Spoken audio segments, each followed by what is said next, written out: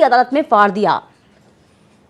इकबाल अंसारी साहब, ये जो घटना घटी आज सुप्रीम कोर्ट में, नक्शे को फाड़ देना अदालत में,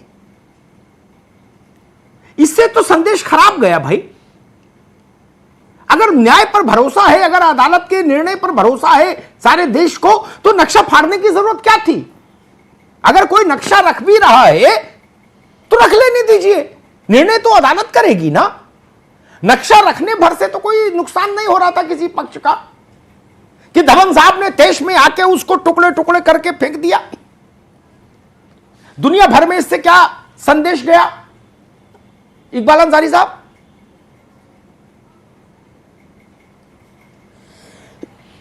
सुन रहे हैं, ये तो कोर्ट का प्रोसीजर है कि कोर्ट में जो कुछ भी हुआ उसको उसका जिम्मेदार जो है वो कोर्ट होता है। वो कोर्ट देख रहा था कि क्या हुआ क्या नहीं हुआ। वहाँ जज बैठे हुए हैं, सुप्रीम कोर्ट जो है सुप्रीम कोर्ट देख रहा है।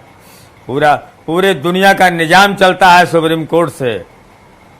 ये सब बाहर जो है ये सब बातें बाहर करने की चीज नहीं है, क्योंकि संविधान के सामने जो कुछ भी हुआ है उसके जो है जो कुछ भी वहाँ होगा उसके जिम्मेदार हैं। सामने अफसर बैठे हुए हैं, क्या होना है क्या नहीं होना है ये सब बात बाहर करने की जरूरत नहीं है। इससे बाहर जो है कोई फायदा नहीं होने वाला है। जी ठीक है। इकबाल अंसारी साहब, आप अयोध्या में हैं, एक सवाल मेरे जहन में और आता है। आज जब सुप्रीम कोर्ट ने फैसला रिजर्व कर लिया निर्णय इस बड़े मसले पर, तब उसके बाद अयोध्या का माहौल कैसा है? अयोध्या में संतोष है, प्रसन्नता है कि चलो इस विवाद का समाधान होने को है? क्या लग रहा है आपको? अयोध्या क्या कह रही है? देखिए, अयोध्या जो है, अयोध्या तो हमेशा शांत रहती है कि यहाँ सरजू नदी है और यहाँ सारे जात के देवी देवता भी विराजमान है, चाहे हिंदू हो चाहे मुसलमान, समझे। तो इसलिए कि यहाँ जो है उलझाने वाले तो लोग उलझाया करते हैं। जब लोग टेलीविजन के सामने जो है मीडिया के माइक के सामने बैठ जाते हैं तो उलझाया करते हैं। लेकिन अयोध्या की जो संस्कृत है, जो गंगा जमुनी तहजीब है हिंदू मुसलमानों की, उसको भी आप बताते रहिएगा, क्योंकि यहाँ गलत काम करने वालों के लिए भगवान भी है, अल्लाह भी है और सरजू नदी भी है। इंसाफ वही करते हैं जो करना चाहिए। इसलिए हम ज्यादा इस जो है किसी बात की टिप्पणी नहीं करते, क्योंकि उलझाने वालों के लिए भी भगवान देख ही रहे हैं यहाँ से, ये भी मत भूलिएगा। जी जी जी जी।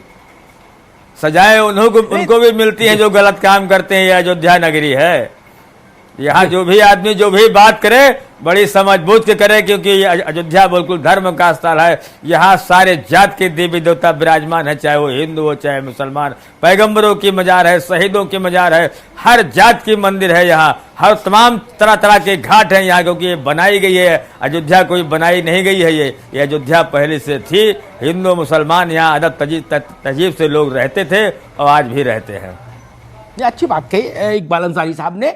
और मुझे याद है एक बार मैंने कहीं अयोध्या के संदर्भ में कहा था, इस नगरी की खूबसूरती देखिए, यहां राम जन्मभूमि का स्थान भी, और अयोध्या में मेरे ख्याल से 60-70 इस्लामिक तीर्थ भी हैं, इस्लामिक पूजा स्थल भी हैं, मस्जिद है, दरगाह है, मज़ारे हैं। ये अयोध्या का सौष्ठव है, ये अयोध्या की खासियत है। जितेंद्रानंद जी, वही सवाल जो मैं इकबाल अंसारी साहब से कर रहा था, नक्शा फाड़ा जा सकता है, लेकिन क्या राम को इस देश के मन से हटाया जा सकता है? और अगर नक्शा फाड़ने भर से कुछ लाभ होता हो तो पूरी दुनिया नक्शे फाड़ दे अपनी इच्छा के विरुद्ध जो घटनाएं हैं उनके।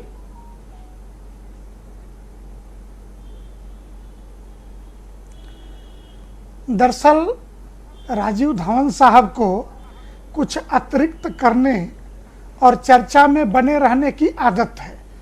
मैंने पूरे 40 दिन की कार्यवाही को ठीक प्रकार से बहुत बारीकी से देखा है और धवन साहब को भी पहले से जानता हूं।